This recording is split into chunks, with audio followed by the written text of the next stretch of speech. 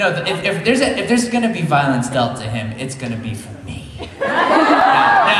But when you see him, give him a hug, give him a kiss. Give him a kiss. Yeah. I do it when I see him. Why not? So thank you for being here. I've had a wonderful time, and I have many a story to share. I've seen many a cosplay this weekend that was awesome. I'm trying to think of the unique ones that I saw. There was a couple. The thing is like you see them for a split second, and then they're gone.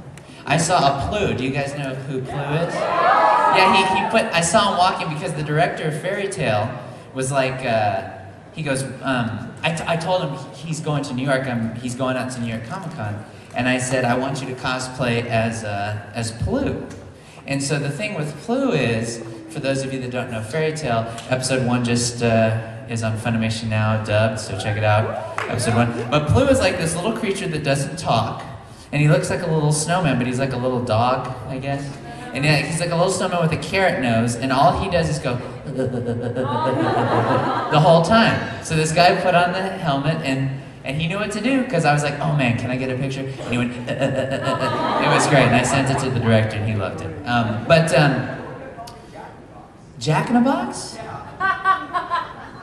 Why would someone call him Jack? He looks nothing like a Jack in a Box. But, and there's no box. So, one thing. Oh, Vic called me. Oh. Let me see if it's appropriate.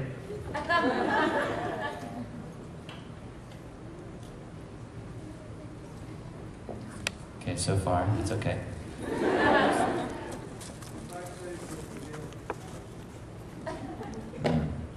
That's not a fun message.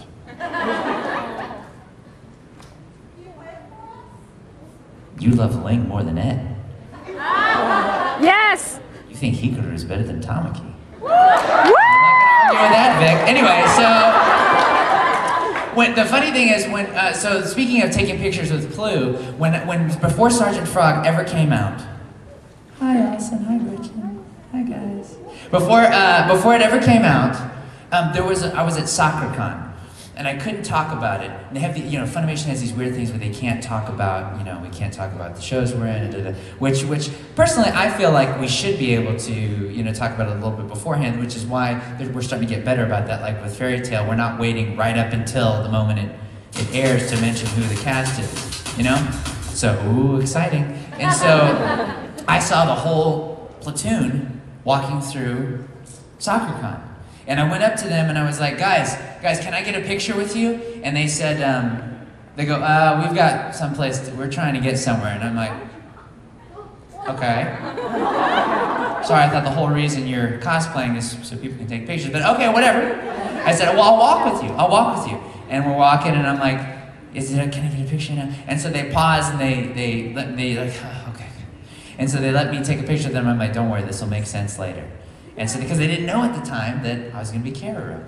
But, so when we did that show, originally, I need to walk around, I'm sorry. So originally,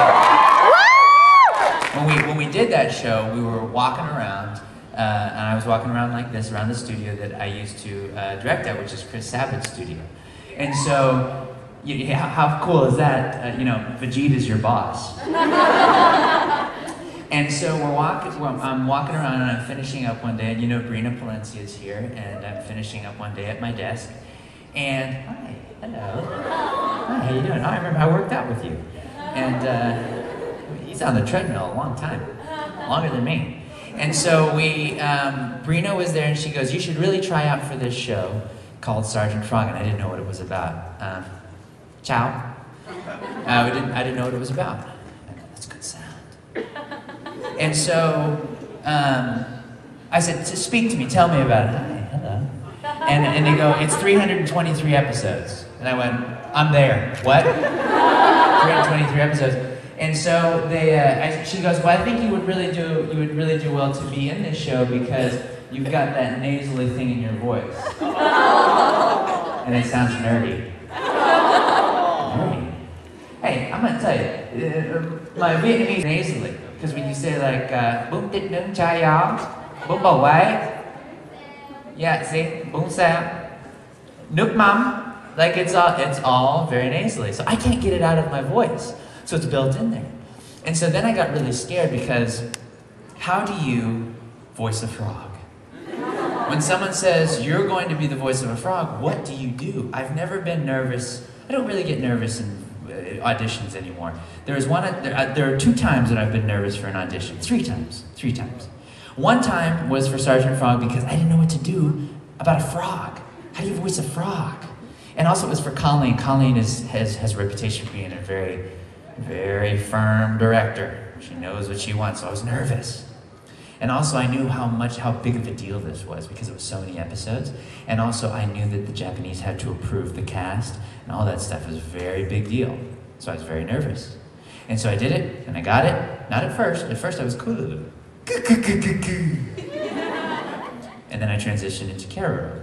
But, so that was okay. That was the first time I was nervous. The second time I was nervous was when I did Alan Walker and D. Gray Man. The reason I got nervous about that was because I didn't technically audition for that show. What I did was Chris Sabat pulled me aside and he goes, hey, I think you'd be really good in this show. So why don't you just do hey man, why don't you just do the voice of Alan for me? And come on in and you could direct it too. And so I said, cool, okay. And so that's how I got it. We were walking through the halls of Funimation and he asked me to join the crew. So I got nervous about that because when we record the episode, I don't want to record the episode and then he doesn't like it. And then he's like, oh, what have I done? But luckily it worked out and we recorded 51 episodes of it and we're working on getting the rest. Hopefully. Thank you guys for your support. Watch it on Netflix. It's on Netflix. See, the thing about it is, a lot of these shows... Do you have Netflix? Yes, I do. Do you stream Funimation stuff? Yes. Okay, that's good. I like that. You bought the DVDs. I love to hear that. So that helps because when you can't get the anime out there, you can stream it, right? Mm-hmm. And it's easier than ever. Yes, it is. And if you can't watch it there, you can watch it where else? Internet. The internet, but specifically Funimation.com. That's true. We've got Hulu. Oh, yeah. Lots of different YouTube. We've got episodes dubbed and streamed and all that good stuff. So they're everywhere. So there's no reason to steal it, right? Sure. Bingo. Okay, so the third time I was nervous. Thank you for having Netflix. How many people have Netflix? Let me tell you, isn't it great? We've got all the Funimation stuff on there. I'll get to this point. I'll come right now. So with Sergeant Frog, this show the reason I want to watch this show is kind of like a party pooper reason, only because this show is in it's an endangered species. We are not guaranteed to continue this show because either people aren't buying it or watching it on Netflix, and it's on Netflix, so check it out. That helps. Buying it's the best way, because that's the way you communicate with a business. A business speaks one language, and it's currency. So we love how you cosplay. I love it. I love seeing the cosplay, and everybody knows the episodes, and I hear all the time, man, my friends started watching Sergeant Frog, I let them borrow it, and this and that. That's great, and that is awesome, but that tells the company, yeah, we didn't sell very much.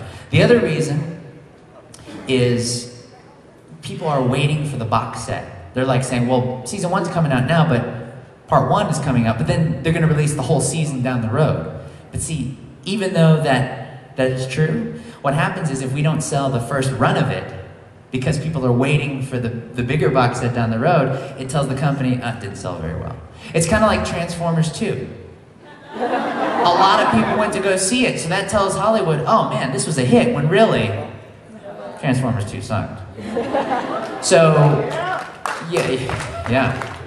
Yeah, it was horrible. And Transformers 3, come on. That girl would not get with Shia LaBeouf. So that's the other reason why I encourage you to go out and get it. So the third time that I was nervous for an interview was Thursday, when I got into town. Because right before I got on a plane, and I told people this on Friday, right before I got on the plane, I got a really big audition for a superhero, and that I had to audition for, and I was very nervous about it because it's probably the biggest, this is like a big superhero, and I wish I could say who it is. But it's like it's a humdinger.